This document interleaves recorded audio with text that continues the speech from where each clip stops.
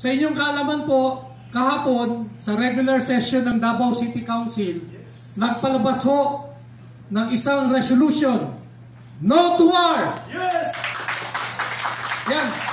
Yan ho ang mga members ng City Council of Davao, led by our Vice Mayor, Jay Kitain, at members ng 3 districts namin.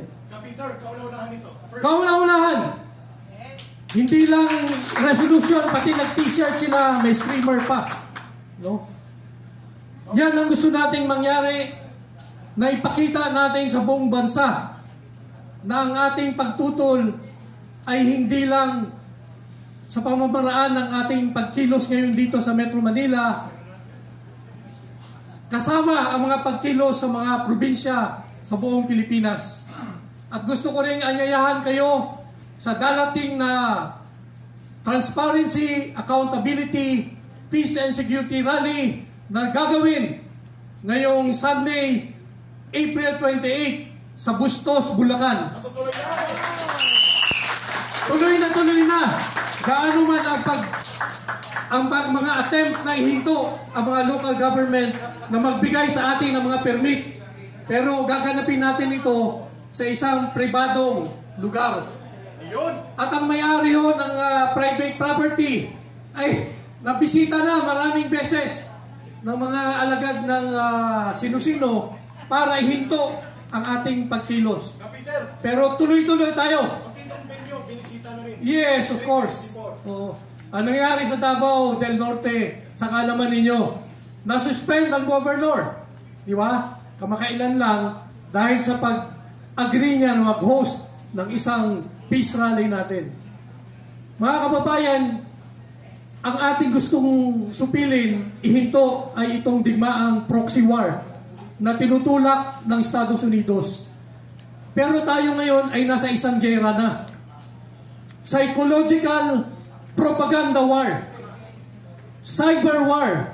Kung titingnan ninyo, sa Pilipinas ngayon, iilan na lang ang mga mamamahayag na nagsasabi ng mga katotohanan.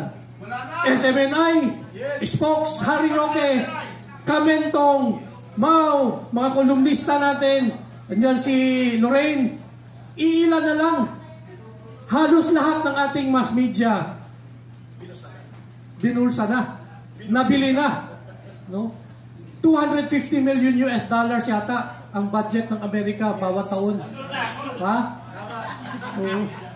Para lang magkalat ng mga kasinungalingan. No? Gusto nilang manalo sa hearts and minds of the people. Pero anong nangyayari? Panglilingla. Puro kasinungalingan. Sinasabi nila, ang China daw ay kalaban natin. Hindi ho. China is not our enemy. In fact, wala ho sa history, sa nabanggit na ni Harry Roque, na tayo'y sinakop ng China. Pero ang Estados Unidos,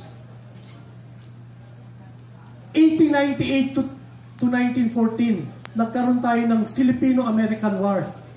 Kami mga taga Mindanao ang huling sumuko, mga kapatid nating Bangsamoro. Samantala dito sa Luzon, 1905 yata, General Miguel Marbar ang kahuli-huling Filipino general na sumuko. Pero sa Mindanao, tuloy-tuloy ang pakikibaka ng mga kapatid nating Muslim. Kaya yung mga panglilingla, itong mga kasinungalingan ay dapat din nating supilin. Dahil nga, ginagatungan ang mga Pilipino katulad ng ngayong nangyayaring